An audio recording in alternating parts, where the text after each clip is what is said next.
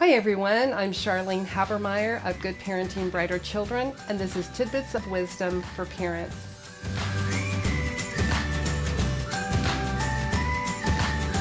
Today we're going to talk about the visual cortex of the brain.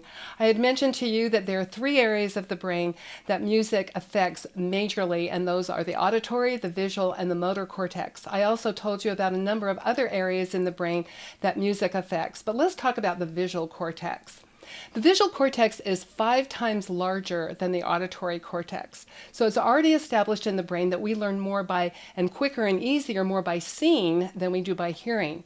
I also mentioned to you, but when a child learns to read, they have to use their ears first and then their eyes. So they're using the auditory cortex before the visual cortex. But the visual cortex is extremely important for learning.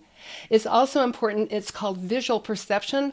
It helps a child, if a child has any kinds of problems with visual perception, they're going to have difficulty accurately learning how to read.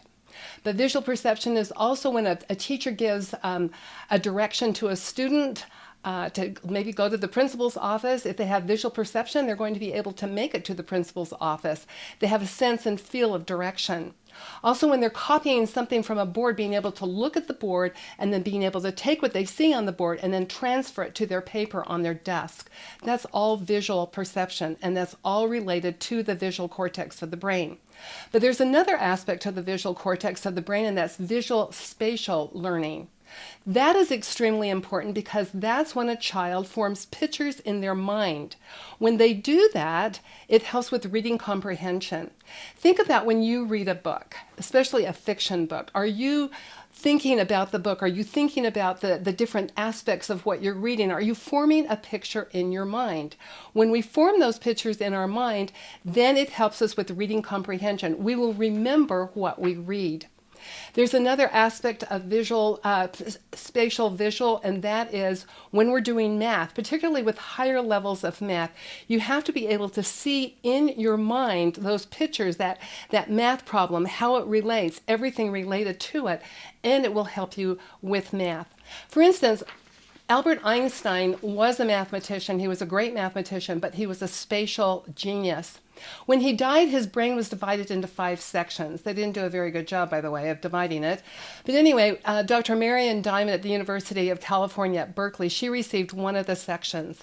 And the section that she received had to do with the visual spatial area, the visual cortex of the brain. They found that Einstein's brain, in his spatial areas, those areas of the brain that have to do with spatial, it was 25% larger than the normal brain. So he was definitely a spatial genius. He saw pictures in his mind.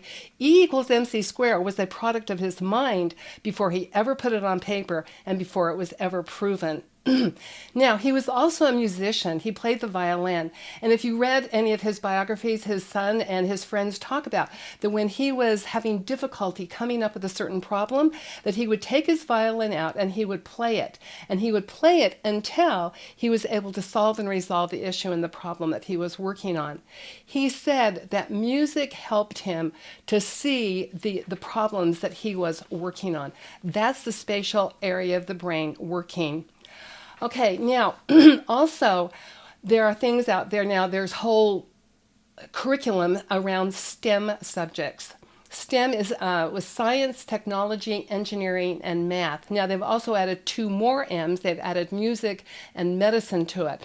But all of those subjects require understanding spatial relationships. Okay, they're needing to use the visual spatial areas of their brain so that they can see all of these different things in science, in technology, in engineering, in math, and music, and medicine.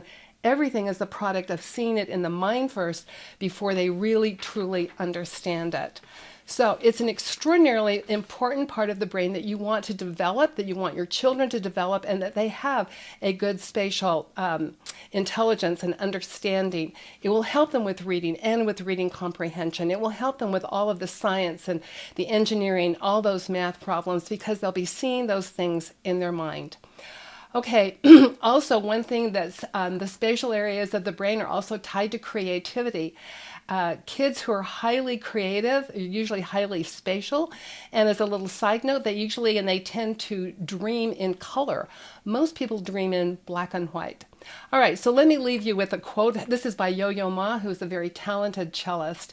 He says this: music enhances the education of our children by helping them to make connections and broadening the depth with which they think and feel. If we are to hope for a society of culturally literate people, music must be a vital part of our children's education. Thank you for joining me, and I'll see you tomorrow.